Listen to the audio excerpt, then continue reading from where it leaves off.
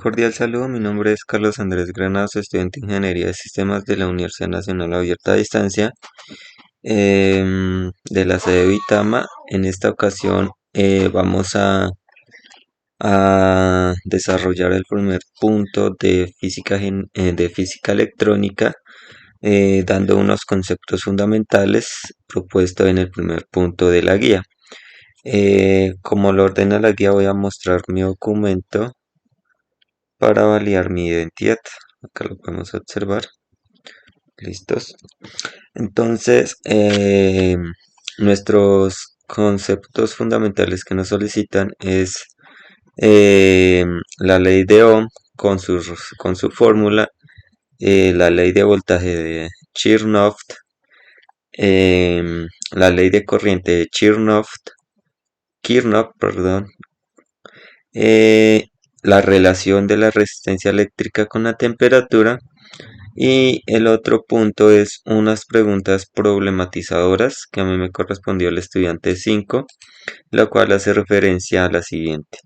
¿Por qué se usa corriente alterna para alimentar los dispositivos caseros e industriales? Y comenta un breve resumen sobre la guerra de las corrientes entre Tesla versus Edison. Listos, entonces vamos con nuestro primer concepto, que es la ley de Ohm. Esta ley nos hace referencia que establece que las corrientes eléctricas que fluyen a través de unos conductores es directamente proporcional a los voltajes. También es aplicado inmersamente proporcional a las resistencias que los circuitos estos contienen. Y em, la fórmula que se utiliza para poder utilizar la ley de Ohm es básicamente la siguiente. Nos dice que el voltaje voltaje es igual a la corriente por la resistencia. Listo. Entonces, esta B nos indica que es el voltaje, la I corresponde a la corriente y la R corresponde a la resistencia. Em, este voltaje es el voltaje que nosotros aplicamos a nuestros conductores en voltios. La corriente es la corriente que influye a través de nuestros conductores, que se mide en amperios, y la resistencia es el conductor, que se mide en ohmios. Entonces, en llegado caso de que nosotros requeríamos que solo tengamos valores del voltaje y la resistencia para hallar la corriente que influye en nuestro circuito, para la fórmula que vamos a utilizar es corriente va a ser igual a voltaje sobre la resistencia. Acá vamos a utilizar esta es la fórmula para utilizar la de hallar la corriente en nuestro circuito. Listos. En llegado caso que solo em, tengamos o queramos conocer nuestro voltaje en nuestro circuito, esta fórmula es la que nosotros vamos a utilizar, que es voltaje va a ser igual a la corriente por la resistencia. Y si vamos a calcular la resistencia del conductor en nuestro circuito, para hallar esa resistencia va a ser igual a resistencia igual a el voltaje sobre la corriente. ¿Listos? Esto es más que todo lo que nos dice nuestra ley de Ohm. Entonces vamos con nuestro siguiente concepto, que es la ley de voltaje de Kirchhoff. Esta ley de Kirchhoff nos indica que se establece la suma algebraica de las diferentes potencias o voltajes de un circuito cerrado y debe ser igual a cero. Esto significa que las caídas de voltaje alrededor de un circuito cerrado debe ser a la suma de los voltajes aplicados de un circuito. Entonces, la ley de Kirchhoff se utiliza para analizar circuitos complejos y se basa en la conversión de energía eléctrica de un circuito cerrado. Es decir, cualquier energía que nosotros apliquemos o suministremos a un circuito, esto va a ser de una forma de voltaje o se va a utilizar de forma de voltaje en el circuito para superar las resistencias que componen nuestro circuito y así poder producir un trabajo eléctrico. Entonces, según nuestra ley de Kirchhoff, en la ley de voltaje Kirchhoff nos indica, vamos a borrar esto, dejemos acá parte.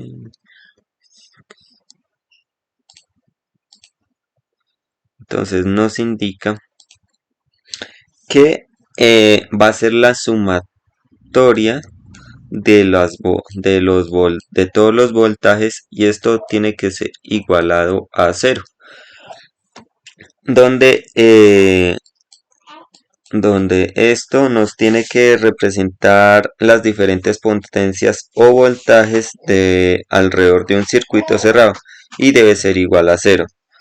Esta ecuación se utiliza para calcular los voltajes en circuitos cerrados eléctricos complejos y puede combinar también la ley de corrientes de Kirchhoff para analizar circuitos eléctricos. ¿Listo?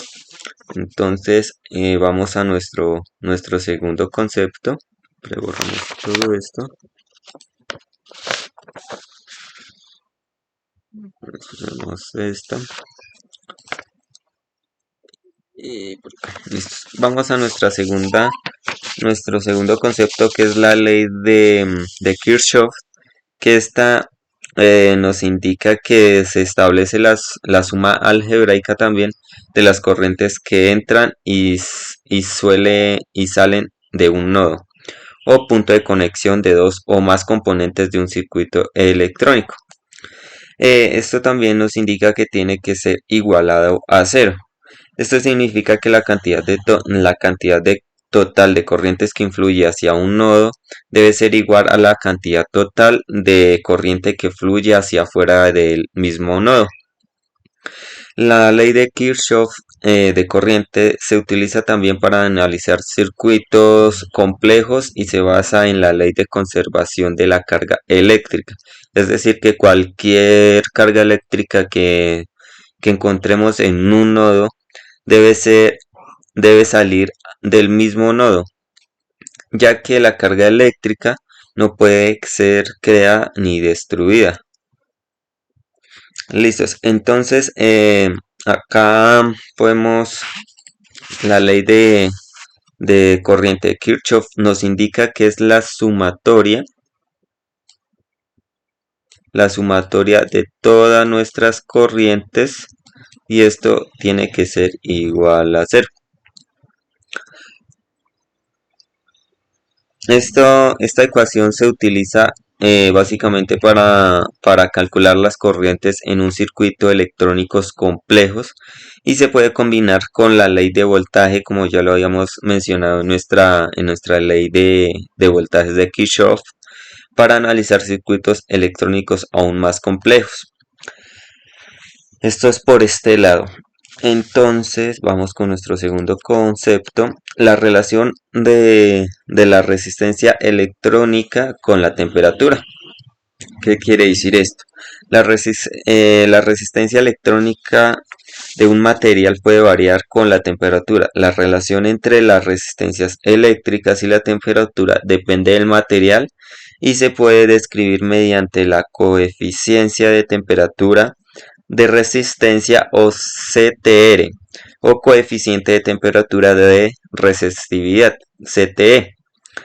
En general los materiales tienen un coeficiente de temperatura un coeficiente de temperatura de resistencia positivo, lo que significa que su resistencia aumenta mediante que aumenta la temperatura. Por otro lado, si algunos materiales semiconductores y, y superconductores tienen un coeficiente de temperatura de resistividad negativo, esto significa que su resistencia disminuye mediante que la temperatura aumenta. La resistencia entre la relación entre la resistencia electrónica y la temperatura se puede expresar matemáticamente mediante la siguiente ecuación. Vamos a nuestro campo y podemos decir que nuestra resistencia va a ser igual a la resistencia eléctrica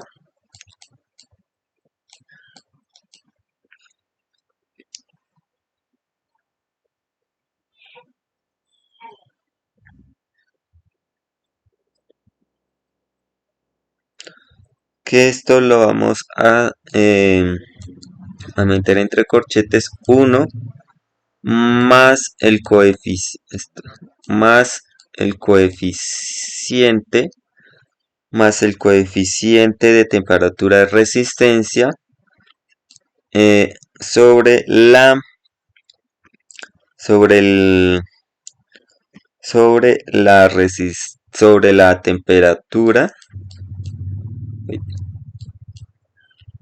temperatura que va a ser la menos la temperatura de referencia.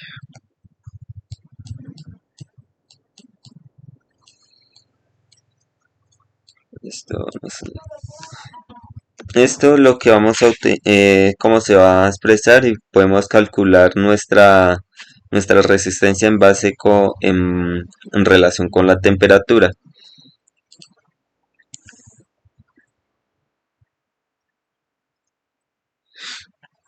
En resumen, podemos describir que la resistencia eléctrica de un material puede verse afectada por la temperatura, y esta relación puede describir mediante un coeficiente de temperatura de resistencia o coeficiente de temperatura de resistividad. Listo. Por este lado vamos con nuestra pregunta problematizadora. ¿Por qué se usa corriente alterna para implementar los dispositivos caseros e industriales? Listos. En este caso, con base a consultas, pude concluir lo siguiente. La corriente alterna, o también conocida como AC, es utilizada para alimentar los dispositivos caseros e industriales debido a que varias ventajas sobre la corriente continua DC. La AC se puede generar con mayor facilidad mediante el uso de generadores rotativos y transformadores, lo que permite transmitirla a largas distancias con pérdidas de energías mínimas, mientras que además la AC, se puede ajustar en voltajes y frecuencias según la necesidad del dispositivo, lo que hace muy versátil para el uso de una variedad de aplicaciones.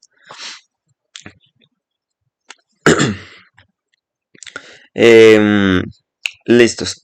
Y según con lo que realizar un breve resumen sobre las guerras de las corrientes de Tesla versus Edison, consulte lo siguiente.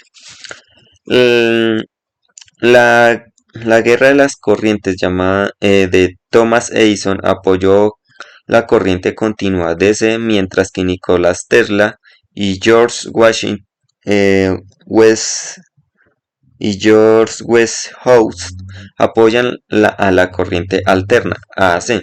Edison argumentó que la DC, la corriente continua, era más segura y eficiente, mientras que Tesla